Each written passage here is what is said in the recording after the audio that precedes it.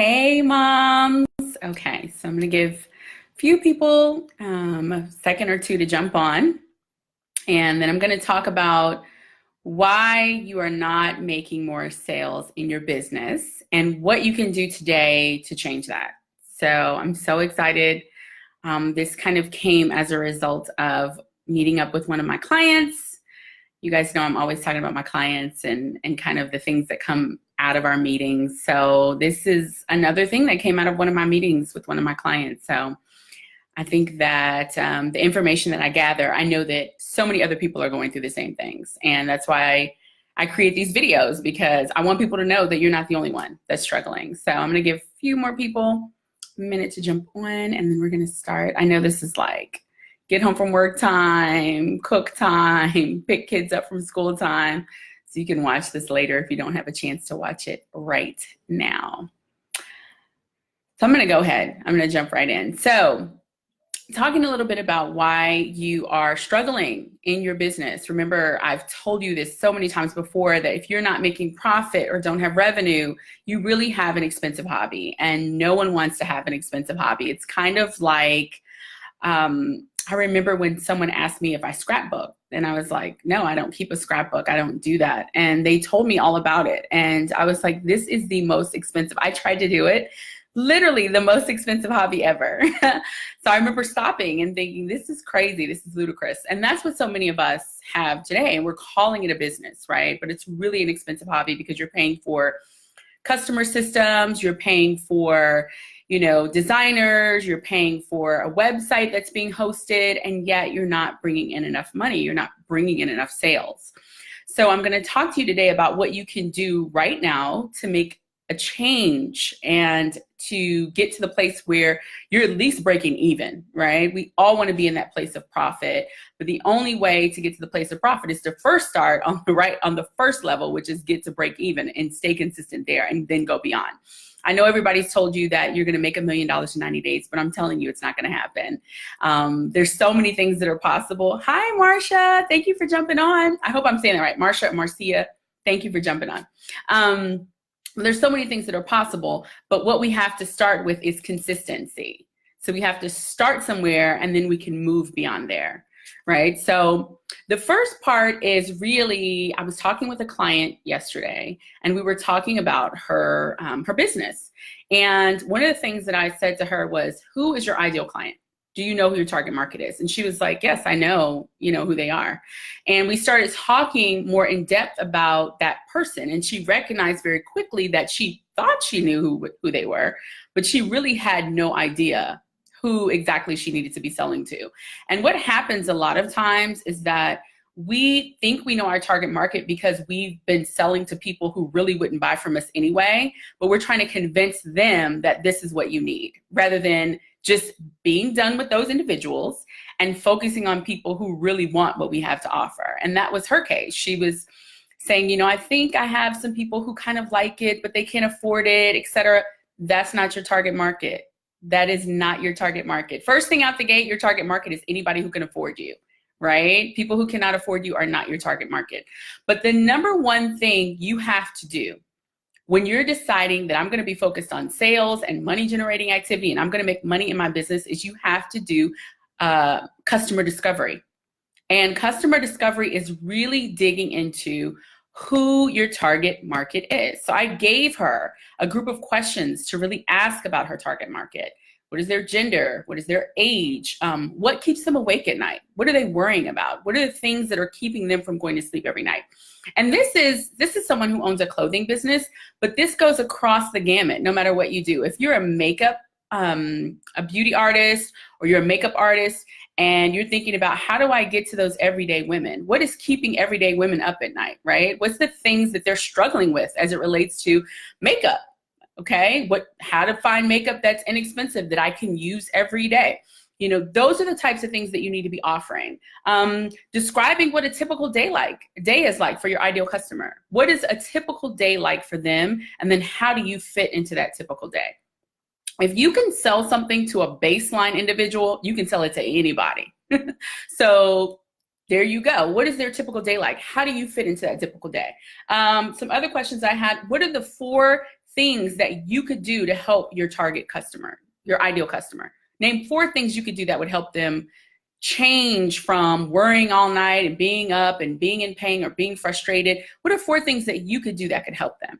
So the first step to creating sales is getting your ideal customer down to a science and understanding exactly who that person is and being able to communicate to those pain points that they are experiencing.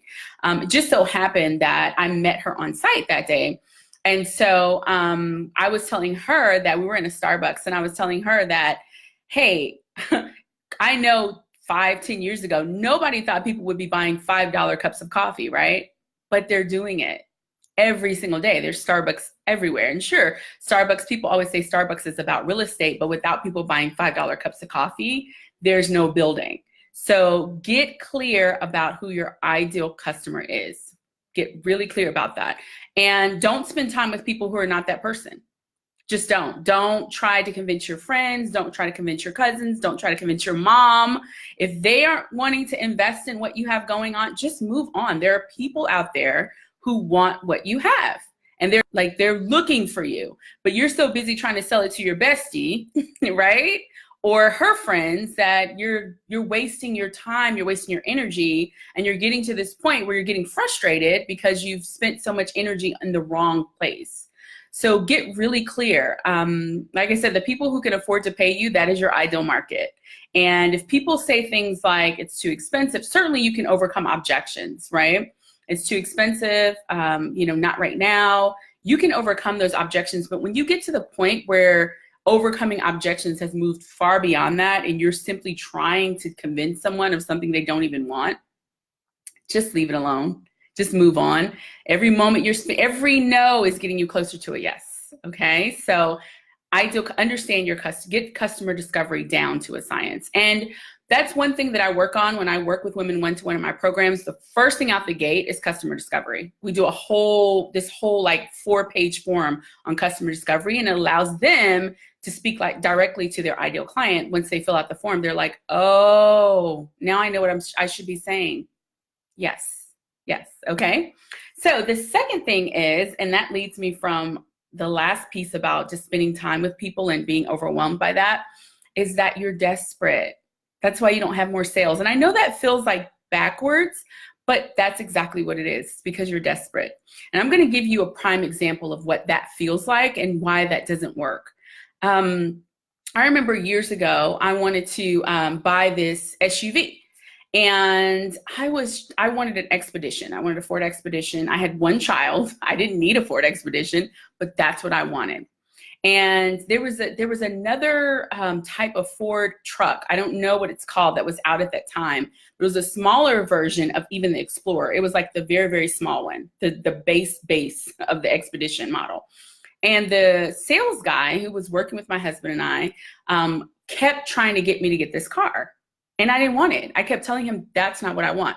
So he was telling me, well, this is what you need. You have, you only have 1 child. It's not necessary for you to spend that much money on an Expedition, da, da, da, da. Never mind that he spent like 5 minutes trying to figure out, why do I want this huge, conglomerate of a vehicle? He was so busy trying to get that sale. For whatever reason, they needed to move that car off the lot. And he felt like I was going to be the dummy that was going to purchase it that day. And I was so frustrated. I was so frustrated with him. Literally told my husband, let's go. Like, I was just done. And I could tell from his communication with me, from the way that he was dealing with me, that he was just desperate for a sale. He didn't care about my needs, my wants, my desires. He was just desperate for a sale. And that's what people feel from you sometimes. And I know that's hard to hear, but they do. They can feel that desperation. And when someone is desperate for a sale, it feels like they're not interested in your outcome. They're not interested in, hey, is this going to work for me? Am I going to benefit from it? Or you're the only person that's going to benefit because you're getting money in your pocket. So we've got to get away from this place where we're desperate for a sale, right? We have to get to this place where, again, we are moving into understanding who our ideal client is, and we're not spending time with people that are draining us and causing us not to make money. And when you're desperate, that's what you do. But you get to that desperate place because you spent too much time with the wrong people. So don't be that person who is just overwhelmingly desperate. Find a way to get into a zone where each client each person that you talk to, each prospect that you talk to, that person is simply the opportunity for the next opportunity. If it closes, great, you're on to something. If it doesn't, move on and don't worry about it. But people can smell desperation from a mile away. It's like the car salesman, it's like that snake, that uncomfortable feeling. And it's the reason why people run when they see you, because they're like, oh my gosh, here she comes again. You don't want to be that person. And there's kind of a scent that comes with that individual. So don't be desperate for sales, okay? And I know that's hard to say. You're like, well, my business is not making money right now. Do not be desperate for sales. I'm telling you, desperation kills it every time. Okay, so I was going to go through 3 things. So I'm going to go on to the last one, which leads right from desperation, which is you don't value yourself enough, which is why you undervalue your product and you offer it for far less than it should be. And this is something that I really struggled with when I first started out with coaching. I started coaching because a lot of women had asked me about going into business for myself with my spouse and how did we do that and what did we do? And, when we went into business, we didn't have mentors, we didn't have coaches. So we bumped our heads a lot. We made a lot of mistakes, and a lot of the things that I've learned have cost me dearly. They've cost me a lot. So when I go to talk with someone about coaching or, doing one-to-ones, I'm not going to undervalue my experiences. I'm not going to undervalue the things that I had to sacrifice and give up in order to be where I am today. And you have to think the same way about your products. And so many times as women, we undervalue ourselves. We don't believe in what we're selling. We don't believe in ourselves. We don't believe in our ability, right, to sell. I've heard women say all the time, I am not a good salesperson. That is not true. Let someone tell your kid they can't be a part of something. You would be the first one to give them a rundown of why your child is the perfect person, right? You have a full resume on a 3-year-old, right? So you can sell anything. You've sold yourself. If you ever had a job, worked anywhere, you sold yourself. You did. I mean, when you walked in there, you had to convince someone that you were the person that they needed to invest in for the next year, 5 years, however long you stayed there. So you're very comfortable with sales. You need to just transition that thought process into something else. But stop saying you're not comfortable with sales, because that is another way to undervalue yourself. But we don't place enough value on who we are. And when we don't place enough value on who we are, we don't place enough value on our product. We don't place enough value on our service. People ask me all the time, how do I price my products and services? Well, number one, you need to go find out what the market is doing and your competition. Number two, what is it costing you to do it? What is the profit? What is the revenue what are you having to spend in order to make the products work? Are you materials, goods, time, energy? Those are all very valuable things. So don't underprice, don't undervalue. When you place the right pricing on something and you value it enough, other people value it, right? I told someone recently, and I wasn't trying to be cocky, I was just being honest, that there's certain amounts of money that I just don't even get out the bed for. Like, I'm not going to do that for that amount. I'm not doing it because I value myself and I value my time. I'm not going to, find someone to watch my kids. I'm not going to get dressed up. I'm not going to get my hair done and get all for what, and then I'm going to be around other people who don't value themselves. So I'm wasting my time, essentially. I don't like to do that. So know that your value is important. You need to value yourself and you need to value the things that you're offering to other people. Okay, so just a quick recap on why you're not making the money that you want right now and what you can do about it immediately. First one is customer discovery. Dig into the customers that you have. And if you currently have customers, ask them, what do you like about the product? Why do you like it? What's your favorite part of it? Talk to them, ask them. They'll tell you, oh, I love this. I love that. I don't like this so much. Write that stuff down. First part is customer discovery. Second part is you're desperate. You're far too desperate and people can feel that and they sense that. And that makes them back away from doing a sale with you. let go of the desperation and just go into it knowing that you've got this.